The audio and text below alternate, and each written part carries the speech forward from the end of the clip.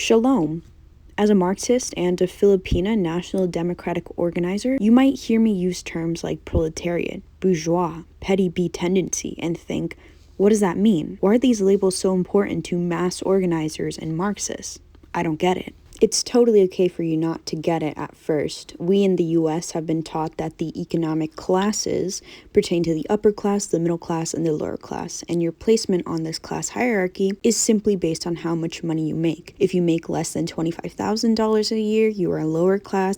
If you make more than $1 million, you are upper class. And those of us who make anything between that are middle class, upper middle class, or lower middle class. But this class identification based solely on how much money you make is a flawed view of the world, not a scientific analysis of people's relation to the means of production. Being middle class, for example, is a vague category created by neoliberal governments to divide the working class and kill any sense of class unity by lumping people who have different relations to the means of production together based on their repulsion over being associated with people in abject poverty, as well as vaguely defined around the amount of income they receive yearly. Once again, this could be between $25,000 to $500,000 a year, both which consider themselves middle class in the US, even though one of them is a bourgeois business owner with many workers, and the other is a proletarian retail worker who has to have 2 roommates to afford rent in a 2-bedroom apartment. In reality, Marxists don't see class as something that is defined by how much income you make, but what your relationship to the means of production is. Why does one's relationship to the means of production define their class standing? And what are the true economic classes according to Marxism? This is what I want to talk about today. Having control over the means of production means that you own the means of production as private property. That is capital. Hence, those who own the means of production as capital are referred to as capitalists. In a capitalist society, labor itself is a commodity. Thus, capitalists amass their wealth by buying the labor power of the workers, the people whose labor actually produces the goods and services that this capitalist will later sell.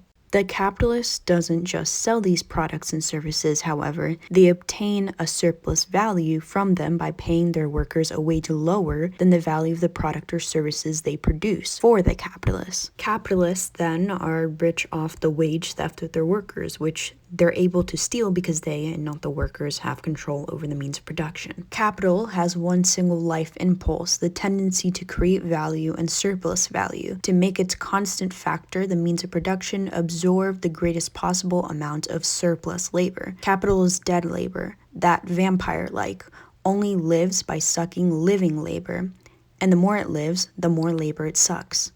Having control over the means of production means you have control of society. As Marx said, the class, which is the ruling material force of society, is at the same time its ruling intellectual force. The class, which has the means of material production at its disposal, has control at the same time over the means of mental production, so that thereby the ideas of those who lack the means of mental production are subject to it. Having control over the means of production makes you incredibly powerful. That's why the bourgeoisie will do everything and anything to maintain that control over the means of production. So when talking about class, we talk about groups of people differing from each other by the place they occupy in a historically determined system of social production, either by their ownership or non-ownership of the means of production, by their role in the social organization of labor, or by the dimensions of the share of social wealth of which they dispose and the mode of acquiring it. In simple terms, the basis for class analysis is the relationship between the exploiters and the exploited. Let's start talking about the bourgeoisie, also known as the capitalist class. They own the means of production as their private property,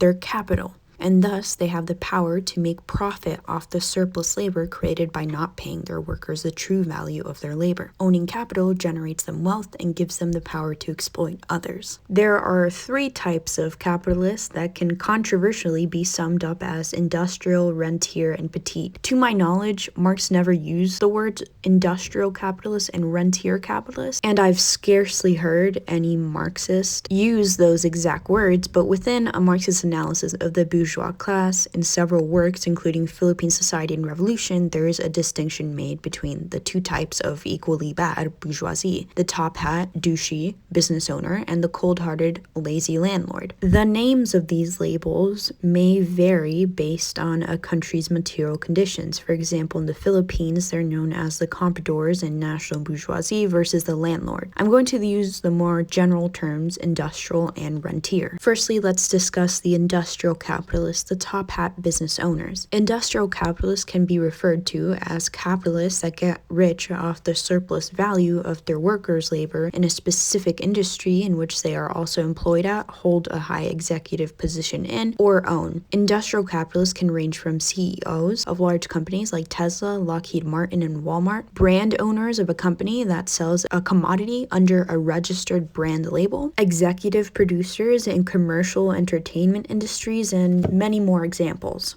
Industrial capitalists include people like Jeff Bezos, Elon Musk, Rihanna, Gautam Adani, Kylie Jenner, Charles Koch. I trust you get the gist. They get mega rich off exploiting their workers. Fenty Beauty uses child labor in India to mine for minerals necessary for Fenty Beauty products. Amazon workers had to unionize due to their poor working conditions and pay. Disney products are created in sweatshops in the global south. Forever 21 employs children in cotton farms in Uzbekistan. McDonald's uses prison labor to process beef for burgers and prepare their potatoes while paying these prisoners an average of 13 cents to 52 cents an hour if they are paid at all. Now, rentier capitalists are similar in the way that they're also leeches, but different in that they don't even technically work. Rentier capitalists include landlords, heirs and heiresses, shareholders, and aristocracy. A lot of big bourgeoisie are both rentier and industrial capitalists, both the top hat monopolists and landlord scum. You would just classify them as one or the other based on which one of these they make most of their income off of. For example, Jeff Bezos makes most of his income off of industry, but he's also a large landowner. Some examples of rentier capitalists include King Charles III. The bulk of his fortune comes from the sovereign grant, which is 15% of the profits of the crown estate revenue,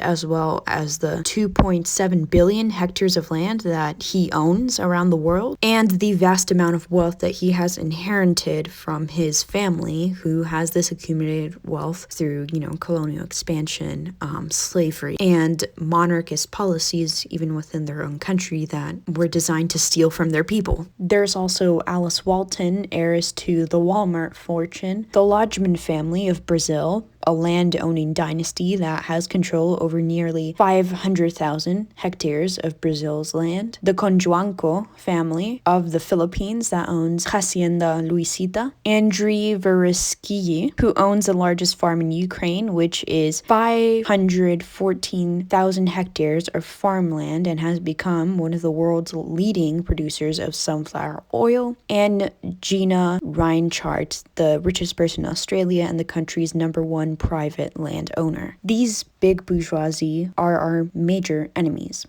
The industrial and rentier capitalists are the imperialists, are the landlords, are the ones who profited off of the death of 6,500 exhausted overseas workers in order to hold the FIFA World Cup in Qatar. They are the ones with the generational wealth acquired from African enslavement and sharecropping. They're the ones who had the monopoly on egg production in China before the revolution. The ones who have the monopoly in all but name of retail shipping. They're the ones who sell out our country's sovereignty to colonial and imperialist powers for their own financial gain. They are the enemies of the working class, and they are also the very, very few. And because they are the very, very few and not the masses, this next question is only one that could be asked by a very few select people in the bourgeois class, and not the majority of my viewership. But yes, there is a question of, but if I'm a bourgeoisie, does that mean I inherently cannot be a Marxist? No.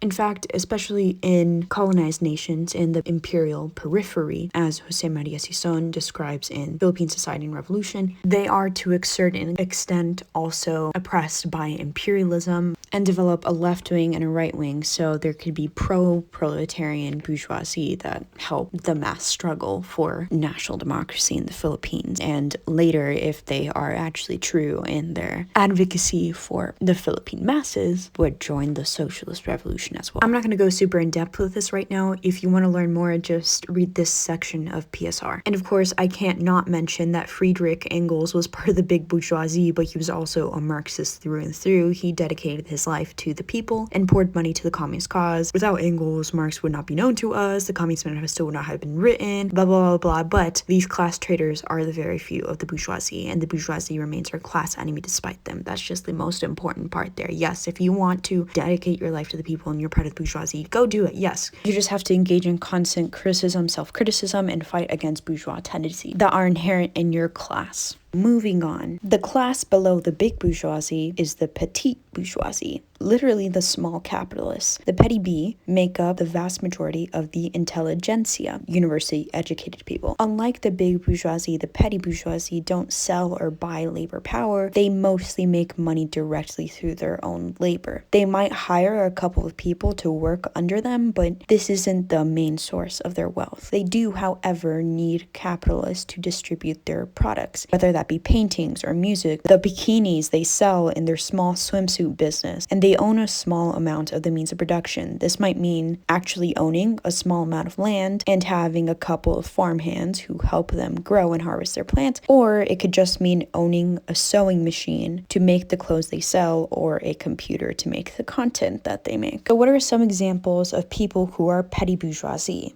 Well, small business owners, self-employed artists, peasants who own land or tools for production, carpenter contractors, fishermen with their own small motorized boats and implements, and relatively well-paid skilled workers. As described once again by Joma, the petite bourgeois is mainly characterized by relative economic self-sufficiency, either from their ownership of a small amount of productive means or the possession of some special training or skills. In comparison with the national bourgeoisie, it has a more limited and generally fixed income. This is often the stratum of people that is meshed together with relatively well-paid working class people and referred to as middle class here in the United States. They're the ones that Democrats and Republicans cater their entire politics to, and that should give you an indication of the class interests of the petty bourgeoisie. Though Friedrich Engels has taught us that one's class does not always correlate with their class interests, the petty bourgeoisie are encouraged to, and generally do, have the same class interests as the bourgeoisie, which they largely aspire to become someday. This is why petty B tendencies are something that we seek to combat as mass activists and national democratic organizers. The petty B are often the first to side with fascism and with capital due to their desire to become part of the big bourgeoisie. And today, a lot of anti-communist propagandists have petty bourgeoisie backgrounds. From kulaks to people who owned small businesses in Havana before the big bad communists came, to the children of the Indian neoliberal intelligentsia making threads about how it's problematic and Hinduphobic to share videos of Dalit comrades in India talking about their oppression. They have historically proven reactionary tendencies that aid the bourgeois class. However, when it comes to supporting a people's democratic revolution, some petty bourgeoisie have a revolutionary potential, as outlined in Philippine Society and Revolution. I am plugging that book so hard today. If the big bourgeoisie have the potential of being dedicated Marxist, then of course the petite bourgeoisie also have that. But once again, they need to consistently engage in criticism, self-criticism, and fight against petty B tendencies in order to serve the people and combat liberalism. Now, yes, we're going to move on to the proletarian class soon, but I'm sure parts of my overview of the petty bourgeoisie regarding peasantry raise some eyebrows. Yes, a significant chunk of the peasant class are technically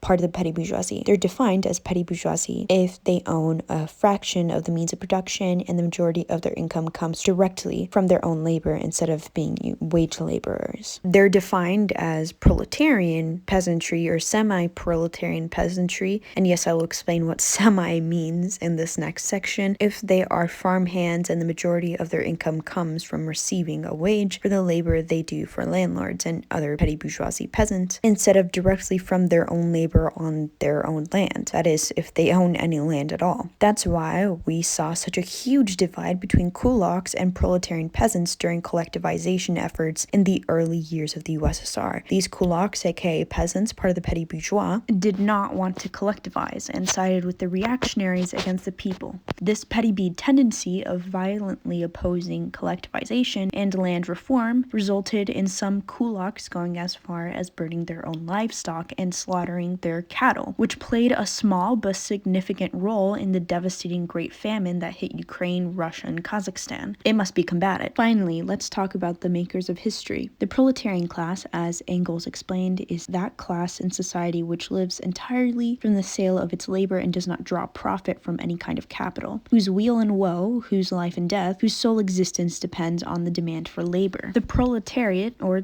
the working class, refers principally to the industrial and agricultural workers and other wage earners. It is a class that is dispossessed of any means of production and has to sell its labor power to the capitalist owners of the means of production, the big and petty bourgeoisie. It is exploited by being forced to create surplus value while receiving in return a measly subsistence wage, far smaller than the surplus value which its capitalist employers appropriate. Proletarians are employed in physical production, the service sector, and as office workers. Some examples include factory workers, janitors, and IT programmers. Doctors and lawyers who don't own their own private business or firms are also included in this class as well, and so are maids, retail workers, front desk assistants, K-12 teachers, imprisoned laborers, bartenders, engineers, canvassers, the majority of sex workers, miners, nurses, pilots, taxi drivers, waiters, the list goes on and on. The majority of the world population is composed of the proletariat, and the proletariat looks different in every single country. In some countries, there is a semi-proletariat, whose income is not wholly dependent on their wage labor, but is still mostly made up of it, who lack regular employment, aka seasonal workers, and or those who are unemployed or underemployed.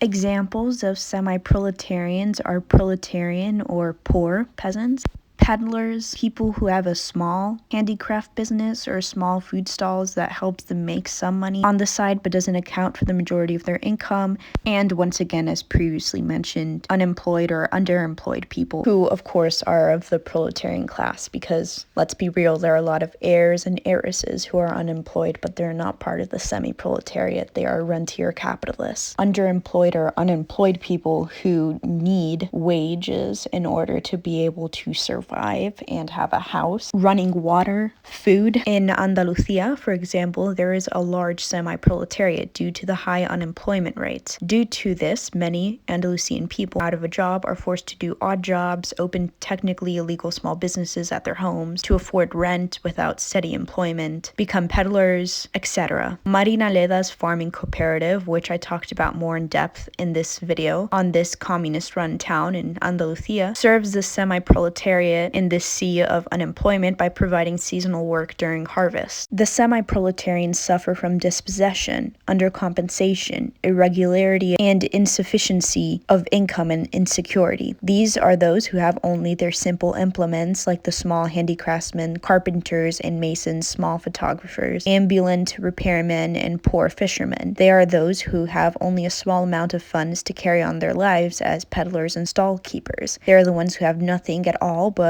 their labor power to sell, like provincial dock porters, market cargoers, shop assistants, apprentices in sweatshops, pedicab drivers, some jeepney drivers, house servants, restaurant helpers, and the like. Due to their destitute nature and their class interests aligning with proletarian revolution, the revolutionary potential of the semi-proletariat is not really questioned. But one particular portion of the proletarian class that is talked about extensively and contradictingly in Marxist theory is the lumpen proletariat. According to the Marxist Internet Archive, this term basically describes the outcasts of the proletarian class that make up a percentage of the population of industrial centers. Included in the lumpen proletariat, I quote, are beggars, prostitutes, gangsters, racketeers, swindlers, petty criminals, tramps, chronic unemployed or unemployables, people who have been cast out by industry, and all sorts of declassed, degraded, or degenerated elements. In other words, members of the proletariat proletariat or semi-proletariat who have turned to anti-people activity or otherwise are victims of criminalization. That understanding of the lumpen proletariat is pretty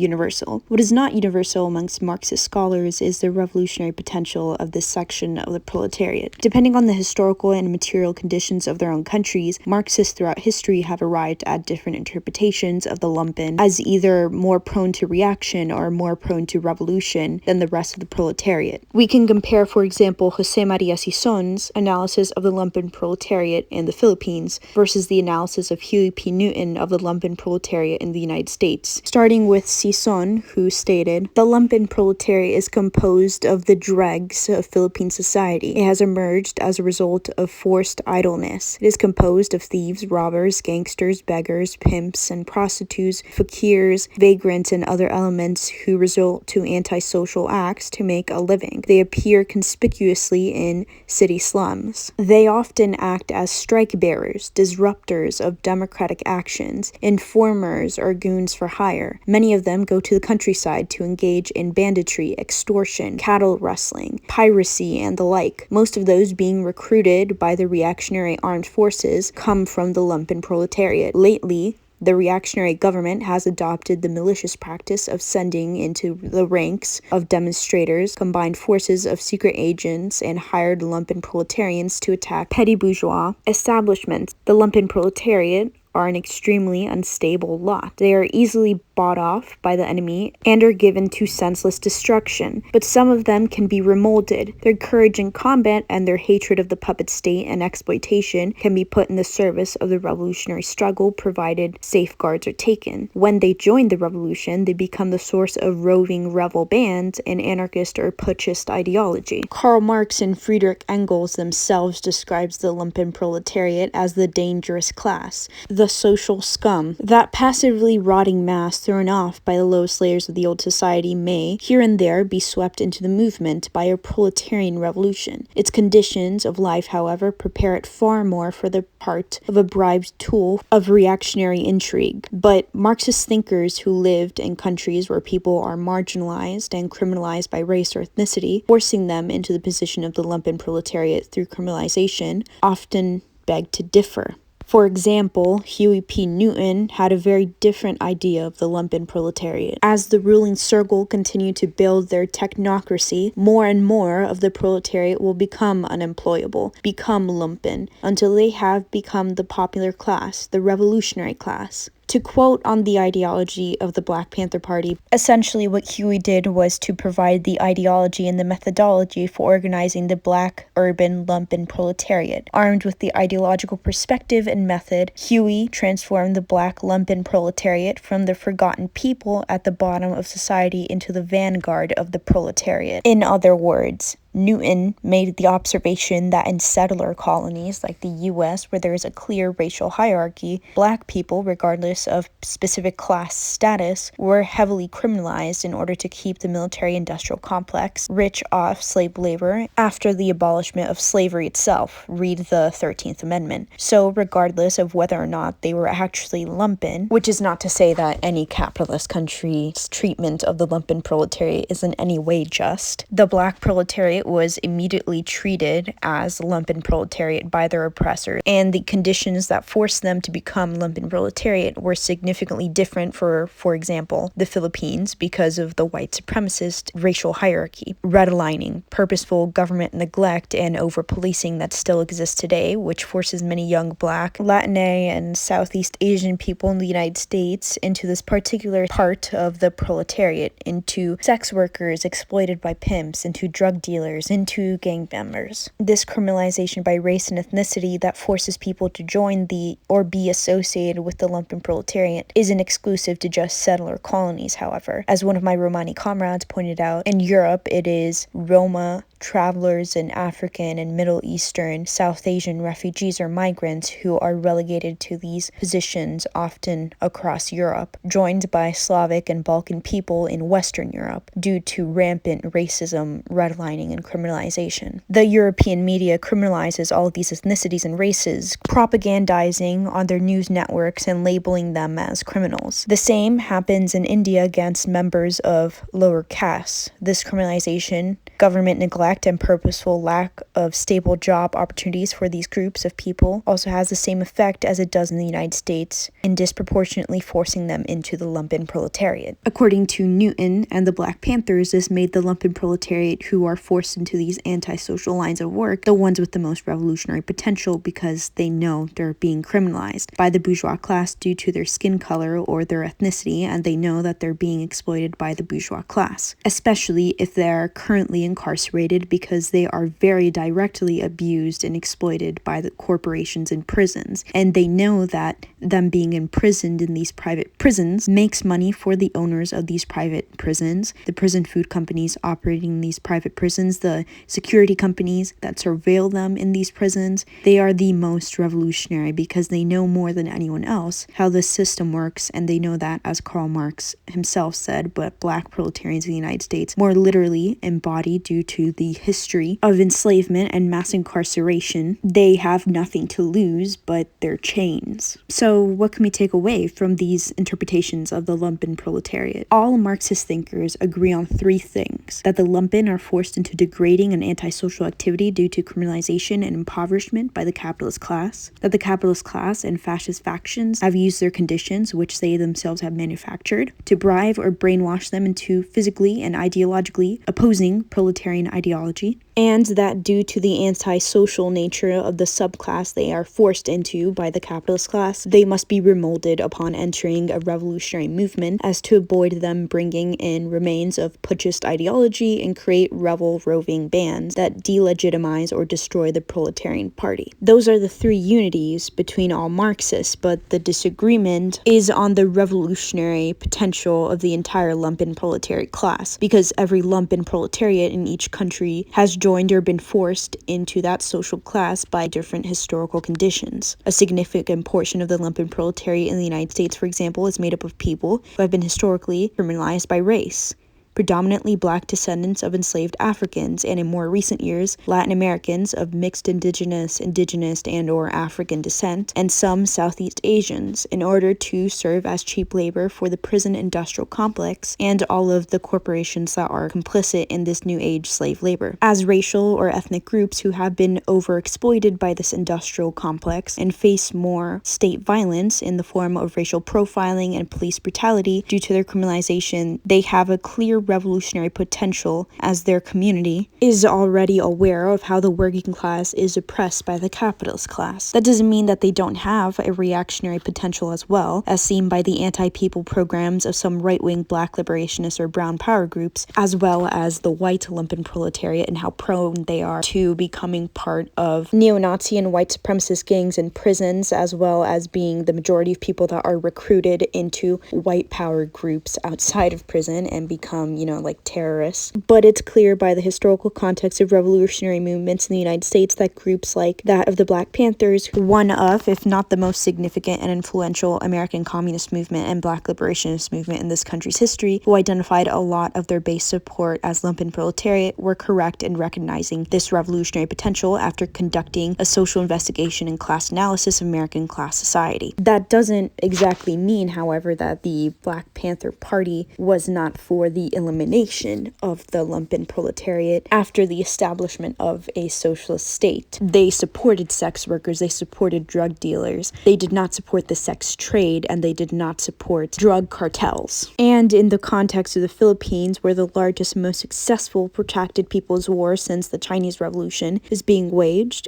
and separately, where national democratic mass organizations are mobilizing millions in support for a genuine people's democracy out of the grasp of the imperialist powers, it's clear that their interpretation of Philippine society and all of its classes is also correct and rooted in a social investigation and class analysis of the archipelago's own material conditions. The lumpen proletariat of the Philippines have a history of being bought out to physically oppose the National Democratic Revolution. They have a history of being violently opposed to the liberation of the working class class. And yet, many part of the lumpen proletariat, especially sex workers forced into these positions due to poverty, have a revolutionary potential because they recognize that their class interests lie with socialism, which seeks to destroy the conditions that have forced them into these positions. They join the movement in droves, and the movement encouraged them to join in droves. But the only requirement is that they stop engaging in unless they are economically dependent on it and can't get out of it right away, and most importantly, promoting antisocial activity as members of the movement and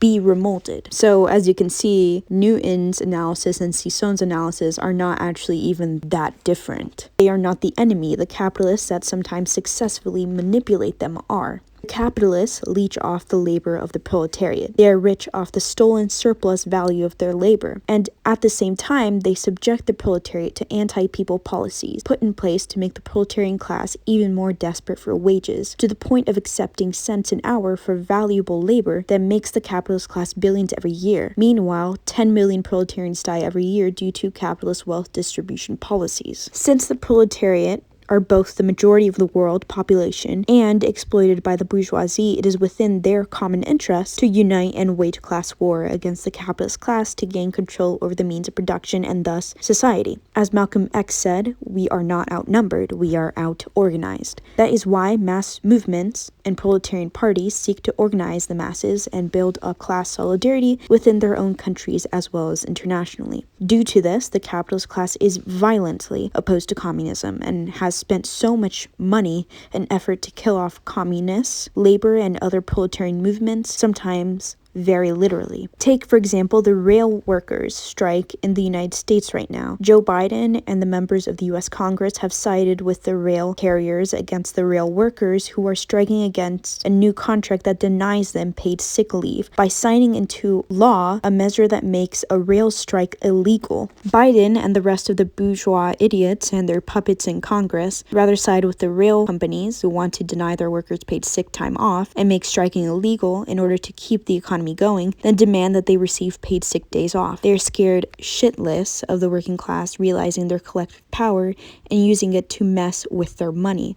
Capitalist countries are dictatorships of the bourgeoisie. As briefly mentioned before, the capitalist class's control over the means of production means they also have control over society and mental production, making it so that the society and culture of their countries reflects their bourgeois class interests. This is called cultural hegemony. With this cultural hegemony, the capitalist class both tries to dissuade the proletarian class from communism and break up class unity. They do this by pitting different proletarian groups against one another in the media and spreading lies about present and past socialist experiments and movements. This capitalist propaganda is taught to the proletarian class from birth. Their ill-named free press is devoid of any anti-capitalist perspectives of domestic and geopolitics. Different sectors of the capitalist class promote different types of subcultures, all made to subordinate a particular chunk of the proletarian class. They promote grind culture. They plaster images of the self-made woman to convince proletarian women that by working hard, aka letting them exploit them further, she will one day be that liberated feminist female CEO. They pay off news anchors to declare that the immigrants are the reason you're suffering economically. They support parasites like Nick Fuentes who say that the Jews are the ones controlling the world, not the capitalists, and platform LGBT